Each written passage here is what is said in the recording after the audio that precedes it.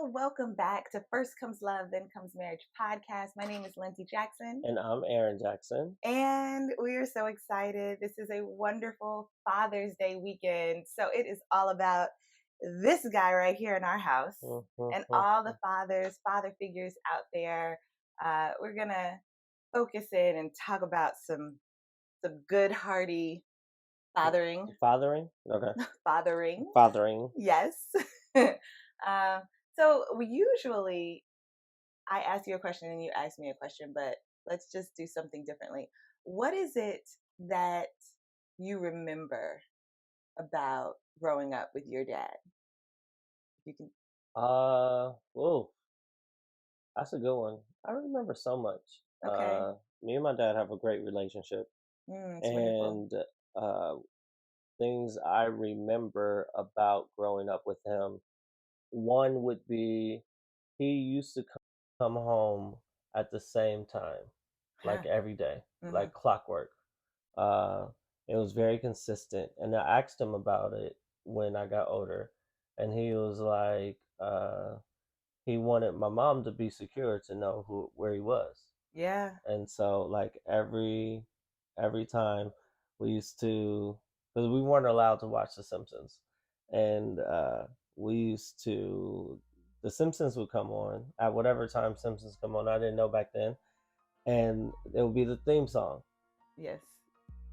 Our dad will walk in as the theme song is going. My sisters would give him a hug at the door. Then he would give my mom a kiss. Me and my brother would turn off the TV because we didn't have a remote to Mm-hmm. turn it off. We had to run and turn it off, and then we turn off the TV. He'll open the door and be like, "Hey, man."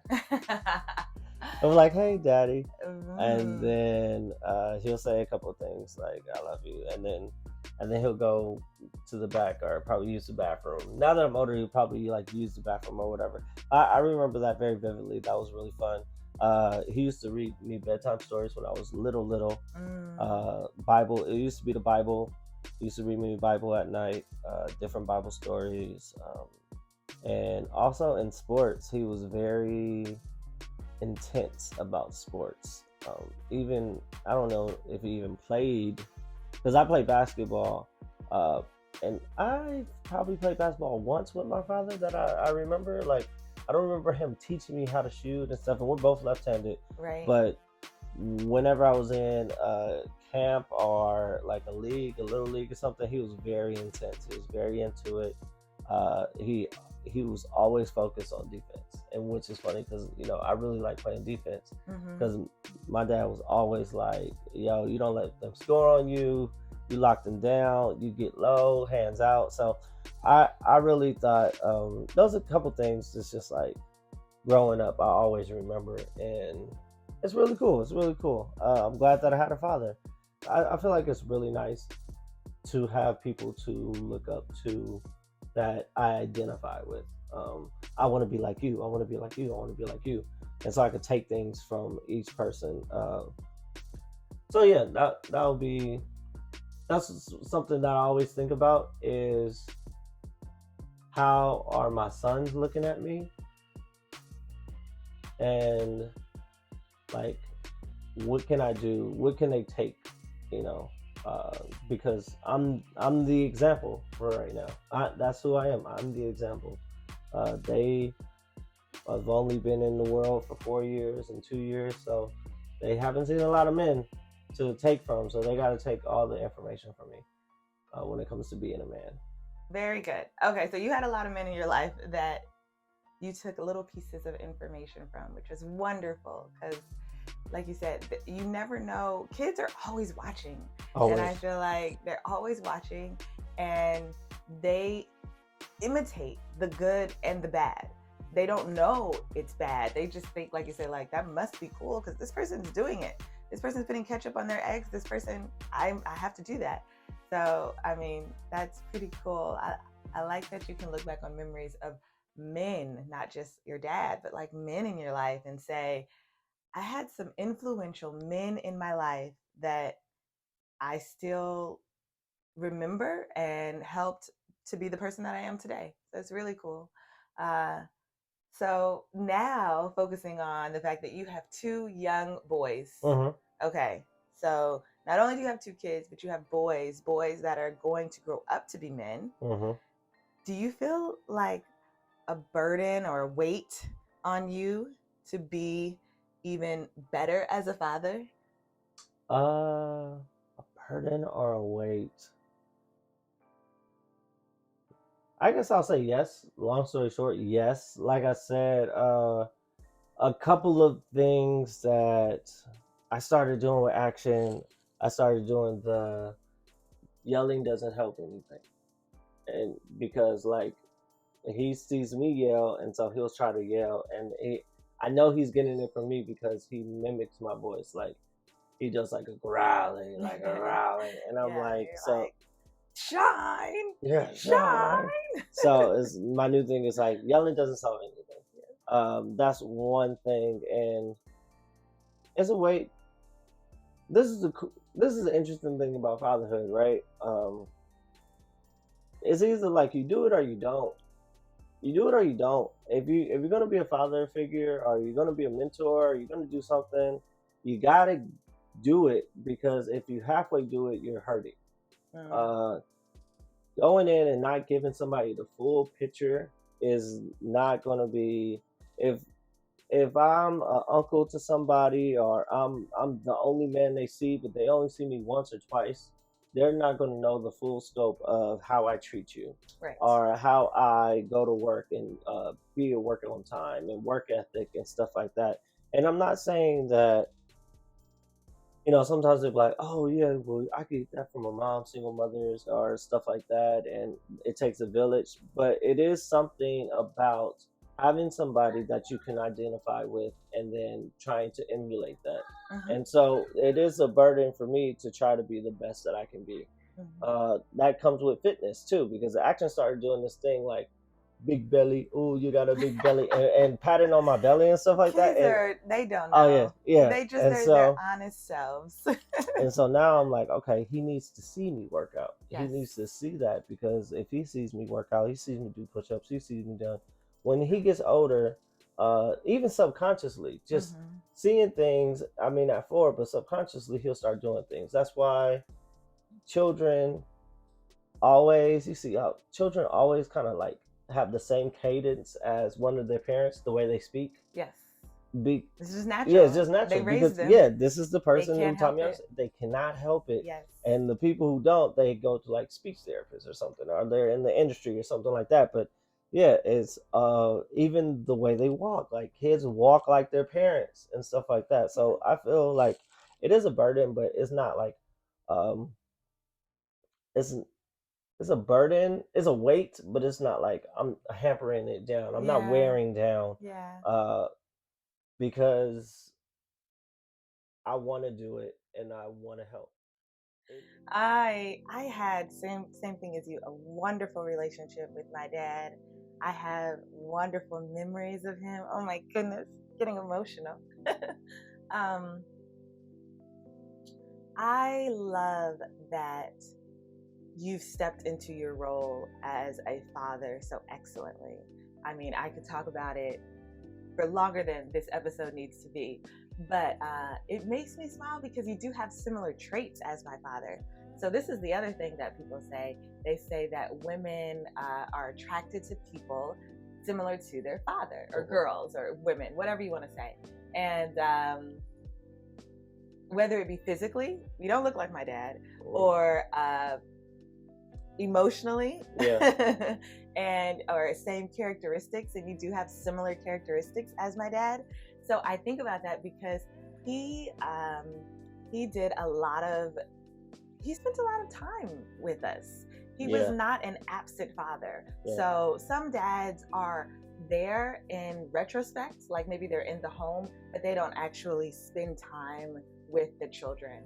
And when I see you with our boys, just playing with them, like you don't have to be egged into like, hey, can you come over here? Can you walk with them? Can you take them outside? It's almost natural for you. And if it isn't, you do it. You know, you are naturally there. So it makes me smile, makes my heart smile. And I wanted kids. We talked about this Yeah, before we yeah. got married, and we can talk about now how like fatherhood and marriage do go hand in hand, at least in The partnership, the I feel, partner. yeah. Yeah, exactly. So it's like I knew that I wanted kids. I knew that I wanted to be married, but I knew that I wanted children, which means that I knew I wanted to be a mother, and I am making you a father.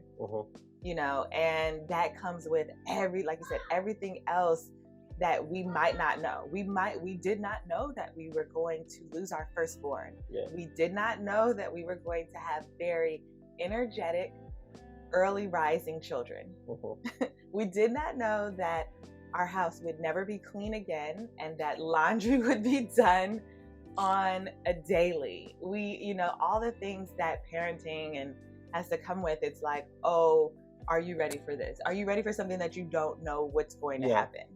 And yeah, what were you gonna say? I was like, and even with the books and stuff like that, it doesn't prepare you. Oh no. Yeah. Yeah. It's really, parenting is a mental game. It is literally like, you just have to have the will to do it, and if you have the will to do it, then it's going to get done.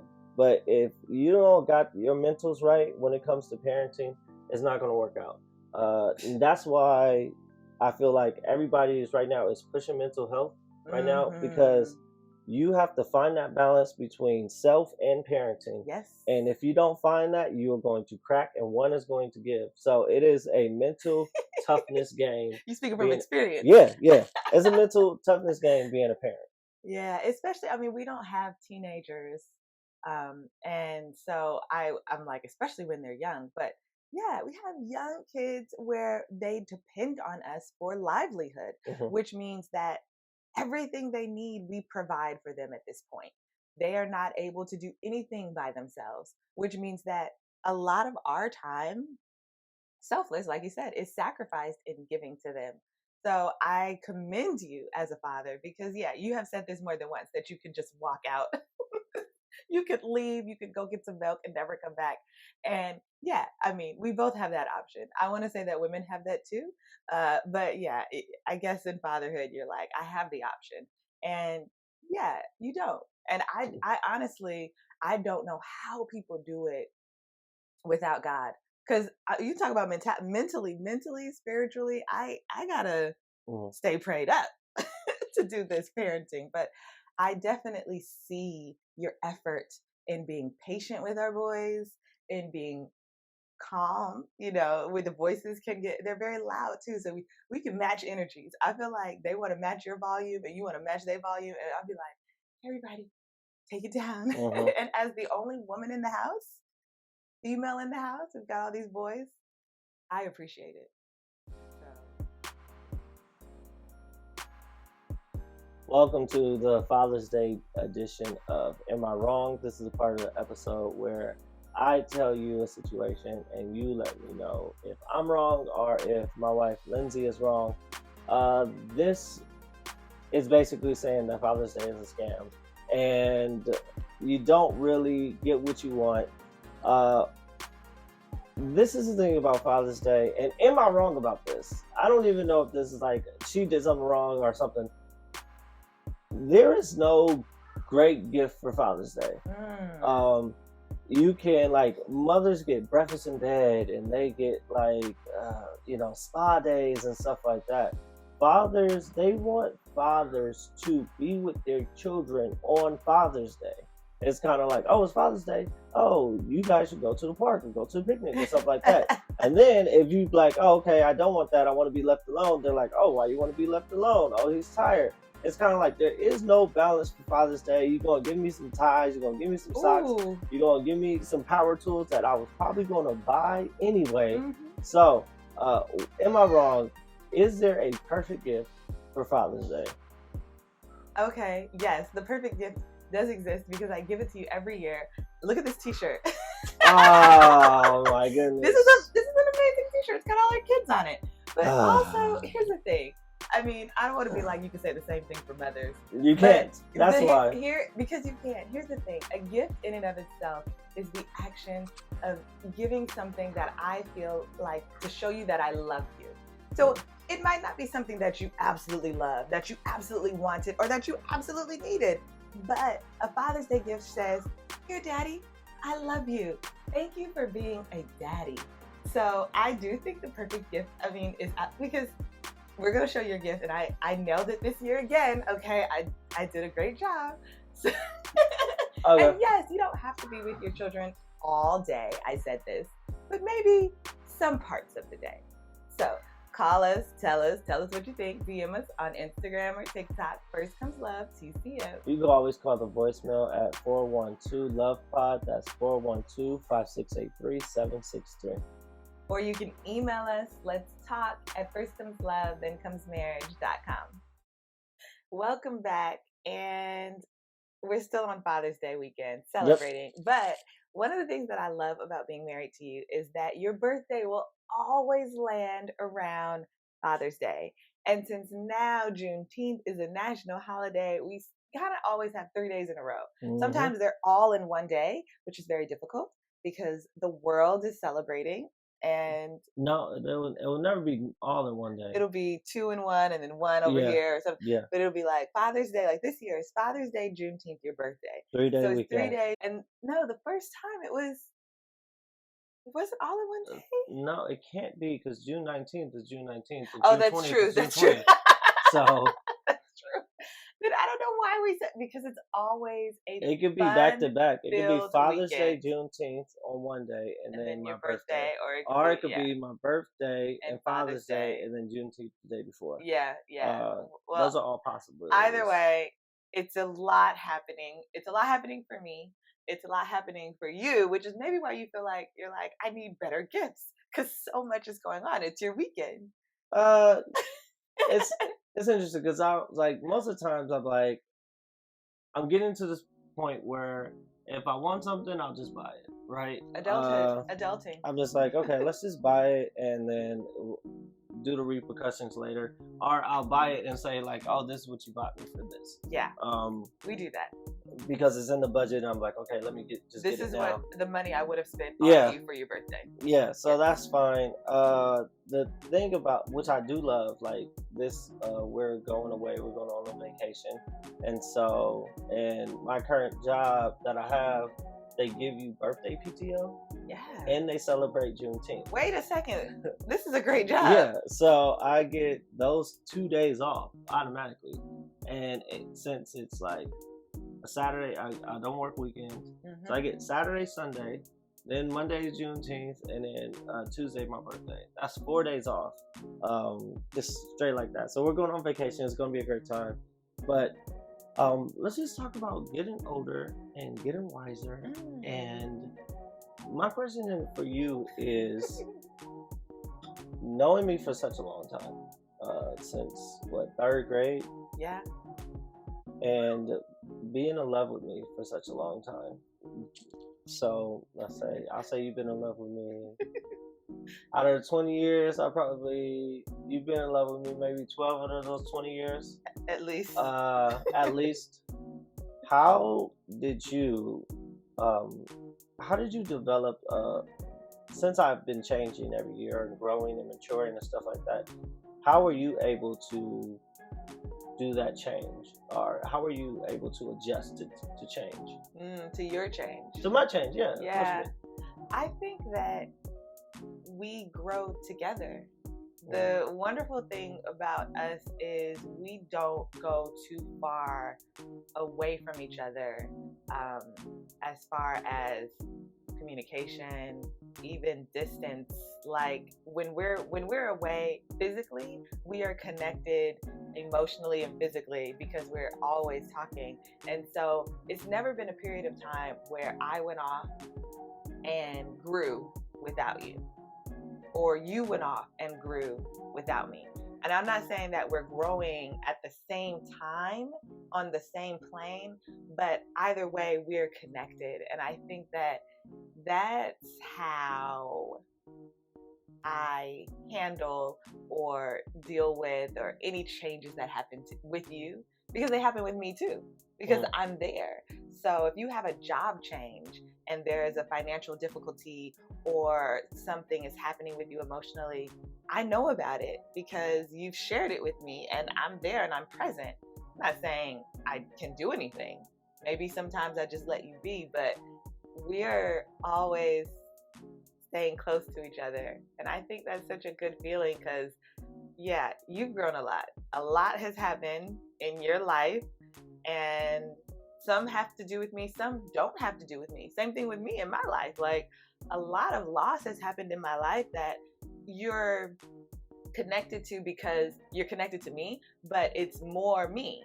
And it's like, okay, well, how do I handle that change in her? Because that's a significant change in me. That you're like, okay, she's not the exact same person that I knew when we got married in our 20s. We got married at 27. We're 36. You're gonna be 36 with me now. Cougar. Hey! I love it when he gets back to my age because we don't have to say that anymore. But yeah, like, okay, so time has passed, and then the dating went at 15. So then I'm not the same girl at that age either. And then friendship when we were 12. I'm not the same person. So a lot has happened in your life and in my life, but the connection hasn't changed. So what about you? How do you feel about the growth of us? I feel like the one thing that relationships, especially like long relationships, Long need term, to focus on. Forever.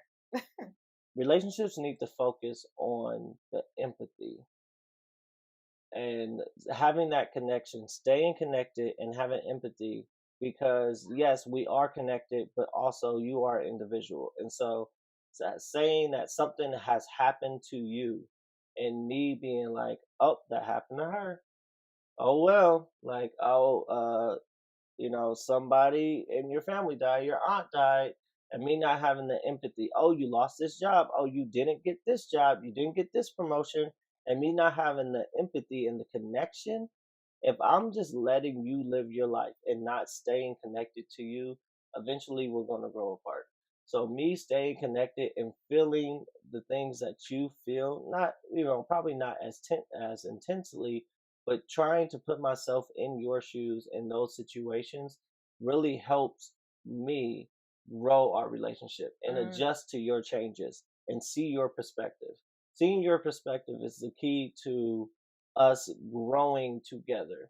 Even if you're growing and I'm not growing at the time and it's not my time for growth, if I'm looking at you and I'm trying to see things from your side, is really going to be helpful for us and me, especially, to adjust to changes in your life, your maturity, how you could like Rocky Road ice cream one time and then the other day be like, I'm allergic to nuts for some reason at all, or I'm lactose intolerant. Like any of those things, from the silly to the serious, I feel like empathy and seeing that your partner's perspective is the key to just longevity in the relationship.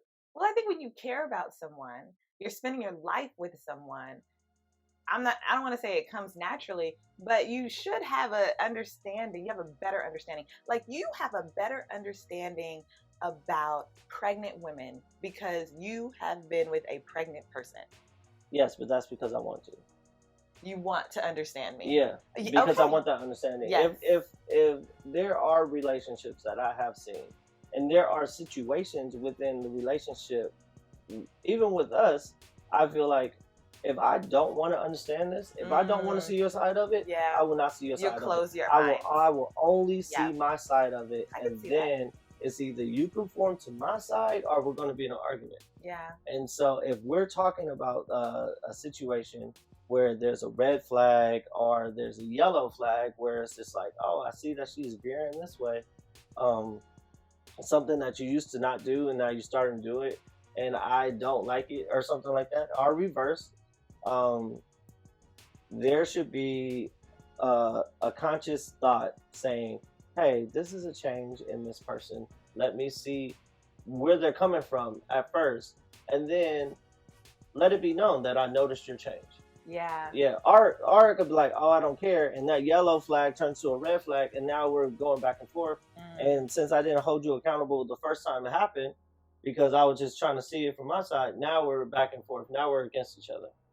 But I mean, that's how it is. You got it. You got to hold your partner accountable, and that's why I appreciate you on my birthday, because when like last year I was like in shape on my birthday, and this year the goal for my birthday is to do it without spending thousands of dollars.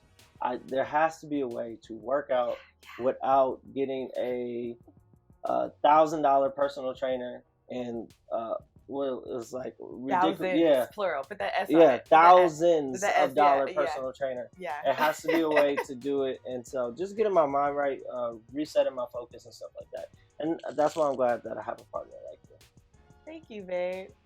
You know, we are grateful for each other, and I do appreciate that, because that is something that you do on your birthday. You acknowledge the gratitude that you have in your life and the people that you're grateful for, and that's a good feeling. I feel like you're starting the year off with that, so it's a good year. And you about to have this big change. I mean, mid-30s. Yes. Yeah, 36 is not a big year, but it's okay. It's okay. But it's gonna be a great year. So happy birthday. Happy Father's Day. Happy Juneteenth, Happy Black Juneteenth, man. Black man. Black man, I love you, Black man. Okay. Happy Freedom Day, I guess. I don't know what people say Freedom Day. 1865. Come on. We gotta. We still need branding for Juneteenth. We gotta work on because it. It's gotta be bigger. It's gotta be, bigger than this. Okay. All right, y'all. Well, thank you for joining us on this special, wonderful, celebratory episode. And as always, we want to hear from you. So reach out to us. Let us know what you think. You can DM us on TikTok. First Comes Love, TCM. You can always call the voicemail at 412-LOVE-POD. That is 412-5683-763. You can email us. Let's talk at firstcomeslove, thenComesMarriage.com. See you next Friday.